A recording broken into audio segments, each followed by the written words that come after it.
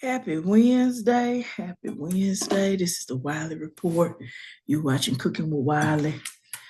You can see these. I am chopping radishes. Uh, I'm making, well, see, I went back and forth about what would I make today. Um, Initially, I had thought about making keto taco soup. Y'all ever had that? It's basically ground beef, taco seasoning, and it also has cream cheese in it. It has bell peppers and beef broth. And some recipes call for heavy cream. It's actually really good. It's really good. And so I was thinking about maybe making that. Or I thought about making stuffed pepper soup, where you just take the bell peppers, the ground beef, and the onions, and stewed tomatoes with beef broth. But I made that before, and I just felt like it's missing something. So then I decided, well, how about vegetable soup? Because I like vegetable soup. But I've been really, like I said, following keto because I have lost 26 pounds as of yesterday. Yesterday. 26 pounds total. And I've been doing this for probably about 2 months. Mm-hmm. So still trying to follow that because I'm trying to be under a certain weight for the holidays. I just wanted that goal. It's not because the holidays mean that I'm going to eat any type of food specifically. I just wanted to be under a specific weight, and I'm about 3 pounds away from that goal. So I'm trying to do that. I'm still trying to figure out what my holiday plans are, to be honest. So I decided, like I said, I was gonna make this vegetable soup. I'm using radishes, as I'm showing you, because they are, I guess, like the consistency of what would be potatoes. I have actual potatoes here, but like I said, I'm trying to be good and not be good as if I'm being bad, but I'm trying to be health conscious and use the radishes in the soup. So, and the radishes themselves, I got them this morning at the at Walmart because I had a little small grocery delivery. And I'm telling you, the radishes themselves made me feel like they literally got them out the ground and brought them here. That's the way it feels. So I have washed and soaked them in water several times. And even after I cut these up, I'm probably going to do it again. Um, so, yeah, I'm going to make my vegetable soup. Lady, cooking for me is grounding. It helps me relax. I work from home today. Went to a meeting. Always interesting because when you go to some of these meetings, you're talking about, today we were talking about artificial intelligence and the way that it's used and how there's a lot of information out there about it. And it seems like there's certain people that are like, oh no, you shouldn't use it. And then there are other people like, yeah, you should use it.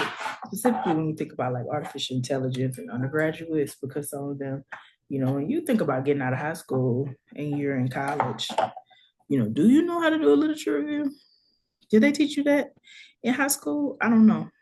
I don't know because it's kind of hard for me to say that because I've been out of high school for quite some time. Ooh, 30 years ago. So in my case, no, we did not do literature reviews for papers when I was in school. So I'm not saying I don't know if that's what they do. I don't, like I said, I don't have any children that I'm parenting, so I do not know. So I think the concern of what they were talking about artificial intelligence about was, the concern with, yeah, we can understand how you can use these tools to evaluate information, but if you don't even know how to do the evaluate part or do it without the technology, it can become questionable. At least that's what they say. I can see both sides. Um, so interesting enough, that's what we talked about. And then I facilitated a writing group. Love Koala Scholars, they're always great. And basically writing from 11 to 1 or 12 to 2 Eastern Standard Time. I finished a good 2 paragraphs um, in my literature review, because that's where I'm at as far as like editing. Because they told me on one call that there really wasn't much to do there. But when I went back and looked through them comments, that wasn't the truth. Mm-hmm. So anyway, I'm working on that. And the due date of my revisions are January the 4th. But I want to turn them in December the 18th. So that's my own goal. That's not what I told them. They're not expecting it until January 4th. Because let's be real, after next week, because finals are next week. At least at my university, there the finals are next week. So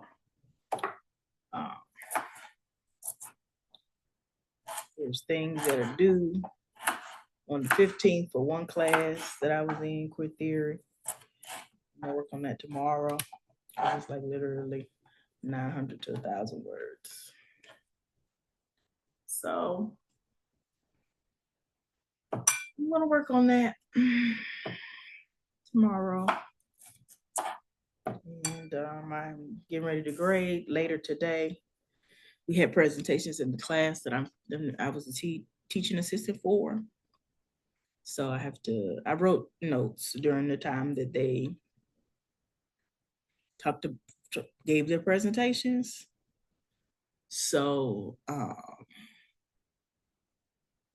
have to write those up because I meet my advisor at 9 in the morning.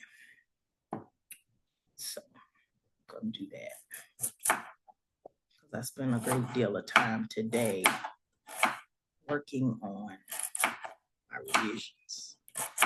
So I got to a stopping point, or what I felt was like, it's okay to stop here and I'll come back to it later. And that's what I did. You know, they said we're supposed to get snow flurries, but all I see out there is wind blowing, child. That's it. And I was like, it's not that I think I should have gone into work. I was tired this morning. I was really tired. So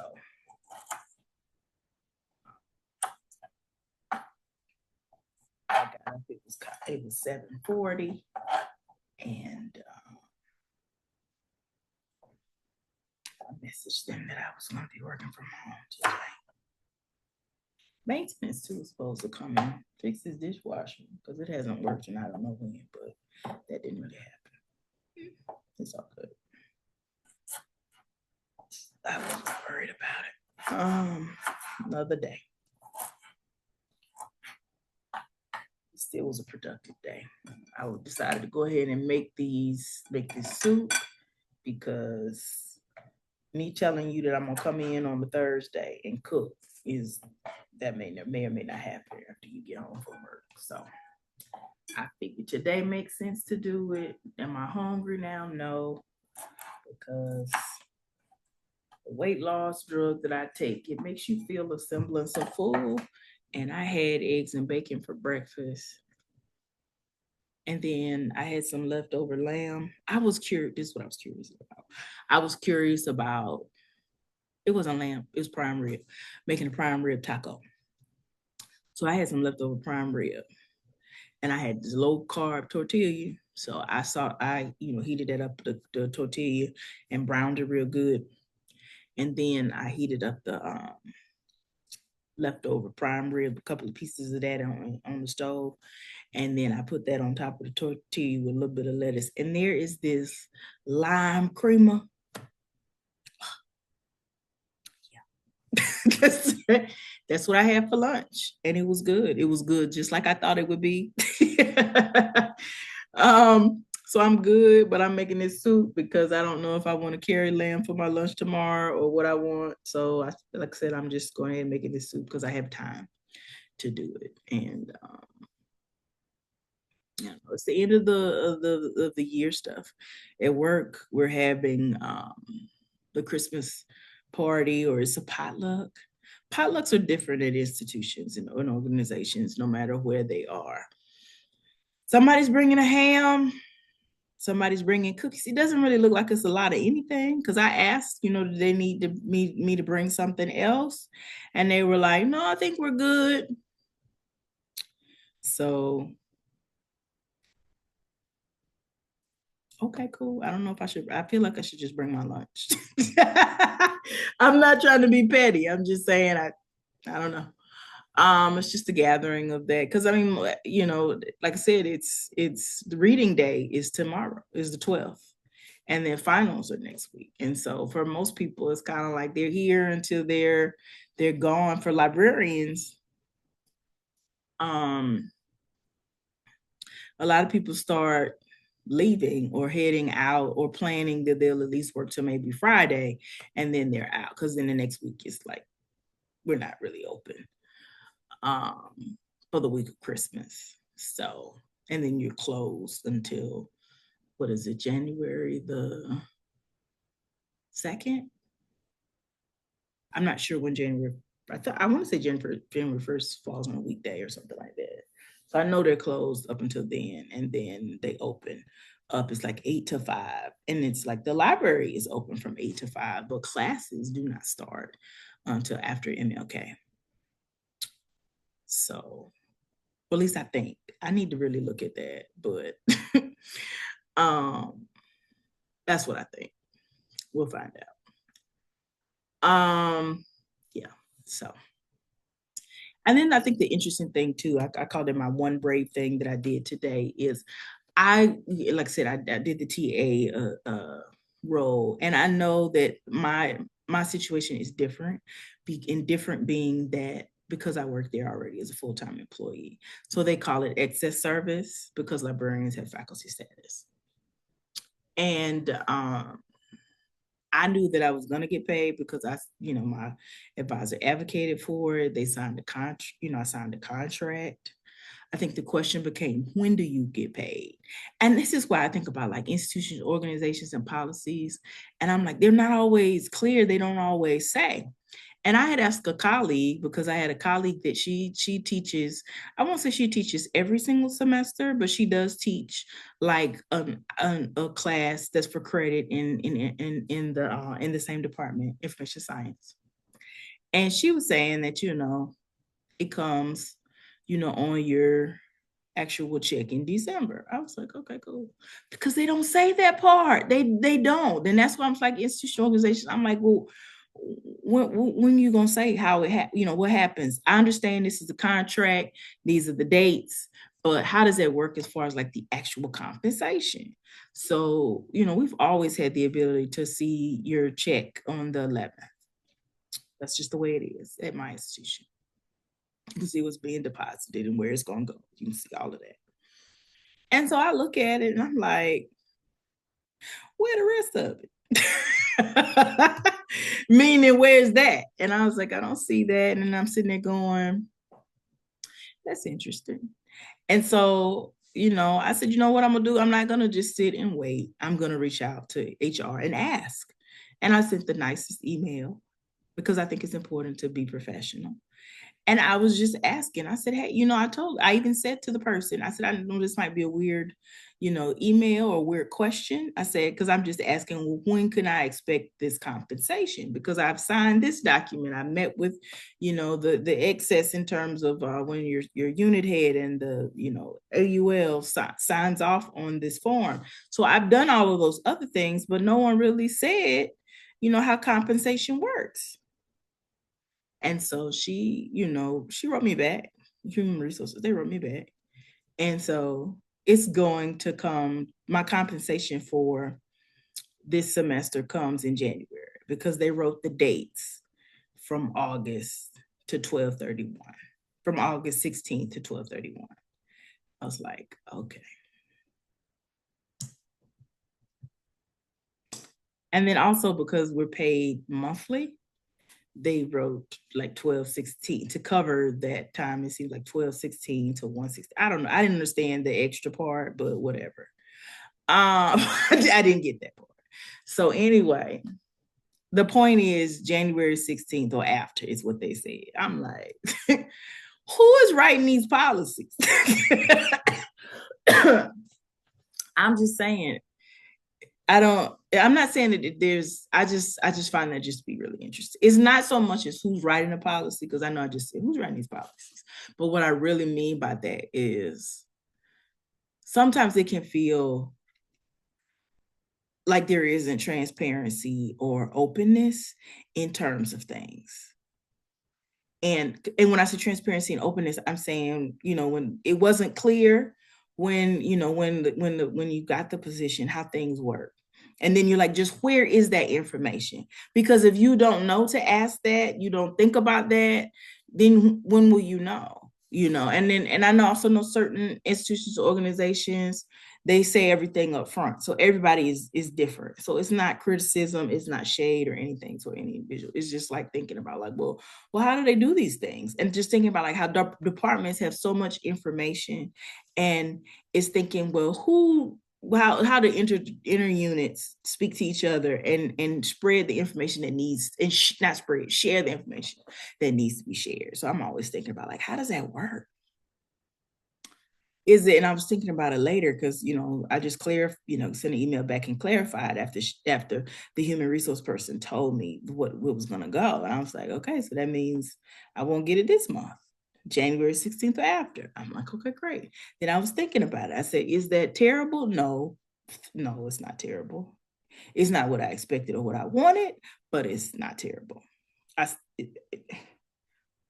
I always think policies are all about people. And I was like, I think, if there was some information at the beginning that was like, hey, you gonna start this on this date, but you won't get this until.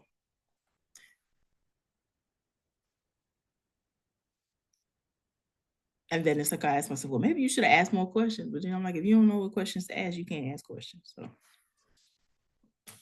but I also know you shouldn't just leave things to chance, because what I was thinking when I was sent the email, I was like, I'm not gonna wait till next week to email anybody because people be gone.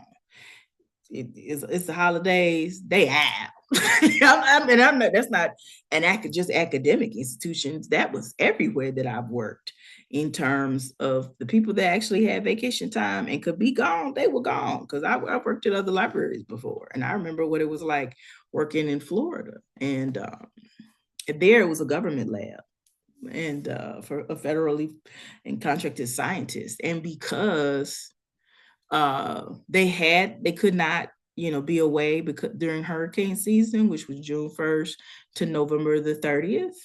After the first week of the Christmas party, everybody was out because they were accruing vacation and sick time or whatever every pay period in the government. So, or whether they were a contractor. So, and many of them at that particular lab, because they were a hurricane prediction center, they could not be outside, away from their job, or take off during those times. After that first week of December, they were gone. They had the holiday party, like literally they would have had it like last Friday. Um, and then scientists, people start disappearing. Some people are there, but for the most part, they're leaving. And I was a contractor at that time, and contractors work different in the sense of federal employees. When I was a contractor during that time, we did not accrue the same amount of vacation and sick time. We didn't even accrue sick time, vacation time as federal employees. Federal employees during that time would get 8 hours every pay period. They gave us 4. So it just wasn't the same. You're doing a similar role, being that if your position became federal, you could apply for your job, and provided that you were selected, then you would become a federal employee. That's how they did things. But I remember my mother thinking for a long time, well, why are you not off? It's because if I don't work, I don't eat. Because it would, and I would try it sometimes when I first got there to like save my uh when they actually were given, because at one point they used to give us 4 hours of pay period, and then the person who oversaw that policy or made sure that was the way that it was left that role, and so we didn't get that. All we got was our check. That was that was it. That was it. All you did when that person left, I remember her name. I'm not gonna say it, but I remember her name when she left. We didn't get those same abilities. So you just got paid. You didn't get necessarily accrual of benefits like that. Her stickler was like, many of us are doing the same job, and the only difference is that we're contractors. And if this position was permanent, we could apply and perhaps obtain the same position. So because we were doing that, we deserved the same level of accrual in as much as possible. Okay, if you're not going to give us the same, can you at least give us half? And that's where the 4 came instead of 8. And then also too, it was they only wanted contractors in the office at a certain time, so you couldn't come in early. And I don't know if that's because people would say they came in early and they didn't come in early, or if something had happened. But I remember it because when my wife we were in Florida, and for her car at the time, she had transmission problems. So we were getting that car fixed. So I used to drive her to work, and she worked earlier than I did. But even dropping her off early would mean that I was going to get to work at 7:30. And I remember I had to ask my boss, could I come in at 7:30? Or it wasn't even 7:30, it might have been 7 o'clock. And it was a special permission that she had to get for a specific amount of time. Even though my boss understood and she didn't care, and she didn't have a problem with that, it wasn't her policy. It was the policy for contractors. So it just made you feel like really weird. Weird is the only word that I can come up with, because it's like you weren't trying to be nefarious in time or try to say I'm coming in early when I'm really not. You were like, literally, I'm coming in because I'm dropping my wife off at work, and why am I going to try to go back home to come here at 8 when her day is going to end? Or, you know what I'm saying? And at that particular time, even in Florida doesn't have a similar bus system as Illinois. It just doesn't. So there was no way for me to be like, all right, cool. Well, you take the car and then I'll just catch the bus. It didn't work like that in terms of the bus system that they had. I've tried the bus system. You used to have to get up at like, what time? In order to get to my job at 8 o'clock, I had to be on the bus by 3:30 or 4 o'clock. I tried it for a while. Did it help with gas? A little bit, but it it didn't help you. It didn't save any time. I promise you, it didn't save any time. You just have to get to a specific parkway at by 3:50 or 3:55 or what. 3:30 was the first. Yeah, I remember we got it at 3:30, and they waited a little while, and then they left at 4. And there are stops all along, because they're not just going straight down, straight downtown Miami. They are stopping all along Broward County, and then they get to Miami, and then they stop in Brickell. And then that was where you had a lot of government and a lot of people who worked at various types of jobs. So I would get off at Brickell, and then I had to catch another bus because I worked not in Brickell. I worked on Key Biscayne. So I had to wait on the bus. And that bus used to be packed. That was the city bus. And if they were full, they didn't stop. So you had to just wait until they let you on. So even doing all of that, it's like you're up at like 3 o'clock in the morning, and it takes me four. It sounds so absurd to say it out loud. What you mean it take you 4 hours to get to work? It does. So it wasn't helpful. Um, and you had to get a bus pass. So it's like, well, the bus pass, you paid like, I can't even remember what you paid for that, but it wasn't as cost effective as you would think. And it didn't save time because driving myself to work at a minimum was 45 minutes to an hour. And then when I moved further north, it was 46 miles one way. And it just really depended on the time of day that you hit traffic. Because yeah, like I said, if I could have gone in like how now in this role that I'm in here in Illinois, I can go in whatever time I like to go in, it would be no big deal. But that wasn't the way that it was. But yeah. So just thinking about like policies and how policies affect people. So what I was trying to say is as I was thinking, I was like, is it harm or hurt me in a way that I don't get that funding for that role right now? No. But I wanted it. I wanted it. So you waiting on January. It's like it's crazy. Just crazy. It's not crazy in the sense of like nobody said that. No one ever said that. So they was like, oh yeah, you get it in December. Oh yeah, you get it in December. And then I'm like, no, you don't. So and I guess for me it just reiterates how many situations this year or just in this process as a student that I have learned, oh, that's really not how it goes. It goes like this.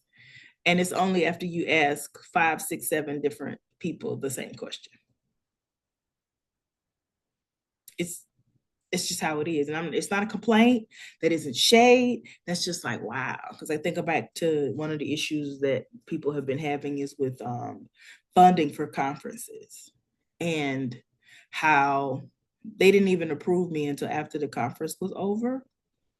And then they were like, oh, they sent out a link where you could apply, but I didn't even want to bother. I didn't bother with it because it was $270. And I leaned on the fact that my institution, as a librarian, I use my professional development funds. So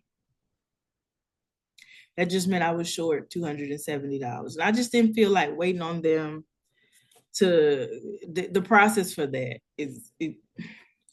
I just didn't feel like it. It just was like after the fact. I think and two, I was just disgusted at that whole process because I had filed for that funding in July, a month, close to almost 2 months before the event even occurred. So, or at least no more than a month and 3 weeks. So, and just compared to previous experiences, when I applied, I had no issues. So it just didn't work out like that. And I was able to go online to the conference. So all was not lost. It's just not that's not the way that I thought it would be.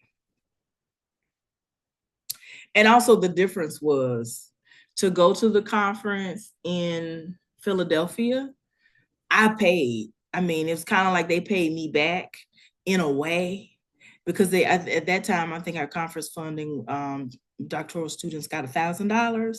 It cost me $300 to register as a student. So the leftover amount was $700. The hotel to stay that week in Philadelphia was like 1,200 and some change. So I used the leftover amount because they send it to your actual your student account, and then it's transferred if you get direct deposit. And so that $1,000 was literally applied to my hotel funding, with the exception of $200 that I paid myself. And the other thing, the only reason too the reason that the trip really worked out is because I was able to stay in Baltimore with my wife and visit with her, and then take the train from Baltimore to Philadelphia, and then just go to the conference. And at that particular time too, I had miles. Well, I got miles because of air, of airport insurance. And when I had that previous summer, there was my dad died. So I was able to get miles because, and I also had joined the American Airlines, the credit card program or whatever, and I had all these miles. So the miles that I had allowed me to travel uh, in ways that previously I was not able to do that. And the trips that I had purchased to go on, like I said, my trip to Baltimore was miles. And it took a while for those miles to really run out. And now the program is not even, they changed the program again, and it's not even really worth, to me, it's not. American Airlines is not. The miles program doesn't seem to work as great as it used to. They don't seem to really give you the same amount of miles that they used to give you. And that's even if you don't have the credit card. So for like the last trip that I went on, I flew Southwest. That was better.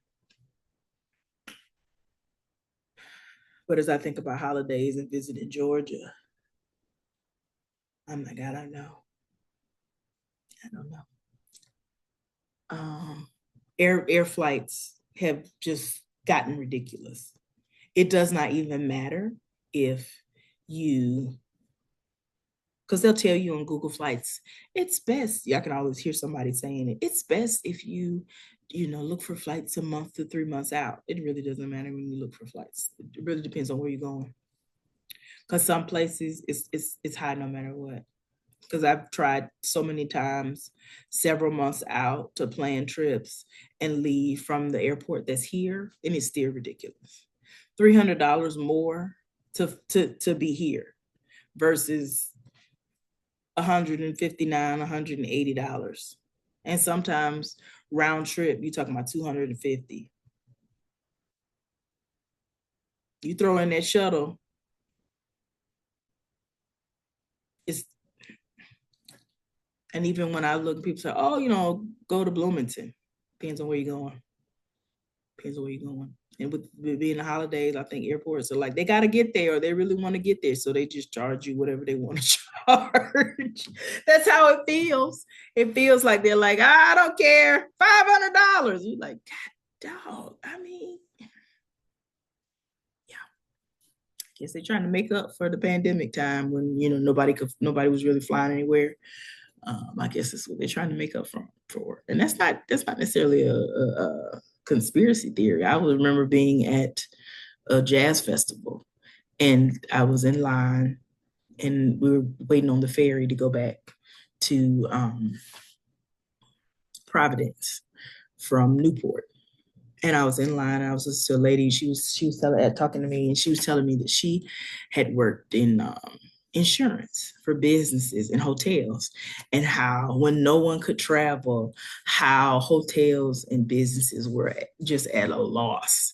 She said because they always ran short some months, but they could make up for it during the holidays. But when the pandemic hit, they never had the ability to make up for that with what they trap, with anything. They didn't have that opportunity anymore, which is why because she was saying she and her husband had driven down to this festival from Connecticut or maybe New York. I can't remember, because somebody else was there from Connecticut. And she was saying because, and I knew she was telling the truth because I had looked. I looked at hotels that were at Newport Beach. The day before the festival started, there was one that was literally around the corner from the park that you would go to. You literally could walk to the Fort Adams Park or Adams State Park. I can't remember, but you could walk to that park. And I think it was like $179 was the day before. Because the festival was Friday, Saturday, Sunday. So Wednesday, the hotel was, I was right. Thursday, up until Thursday, the rates were like really low. It was like $179. And then when you looked on Friday, the day that the festival started, the hotel charged $679 to stay at the same room. I'm like, you can't be mad. I'm gonna say, and all of them were even they even had a Marriott that was right there where the ferry was. It was across, like literally across the street. You come out your hotel and you just walk down the bridge and you can get on the ferry and go to Newport. And those hotels were $800 a night on the festival. But they had festivals like that during the summer because they were saying that another big one that they had there was the folk festival. So, and I think during that time they had the jazz festival first, and ever since then they've switched it back. So around the end of July they do the folk festival, which they only keep the tickets open for that very. They don't last long. It's like the community knows that they're available and they're gone. Because I know some librarians here that they have family there and they rent out a house and a whole bunch of them go specifically to the folk festival. But that Newport Jazz Festival, they said, has been going on for over 60 to 70 years, since the early 1960s or even earlier, just depends. But it's just like a field at the state park, and there are like 6 different stages. And you can bring your own lawn chair. You can bring your snacks. You can't bring drinks, but you can bring your own food. You can bring a water bottle, and you pick, and you just sit out there. And the ferry will go take you back. And I think the ferry, I think, was like $20, maybe even 15.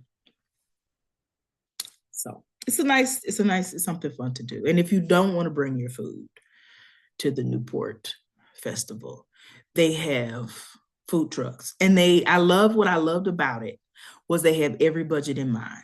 If I really don't have it like that, they have sodas, food for you.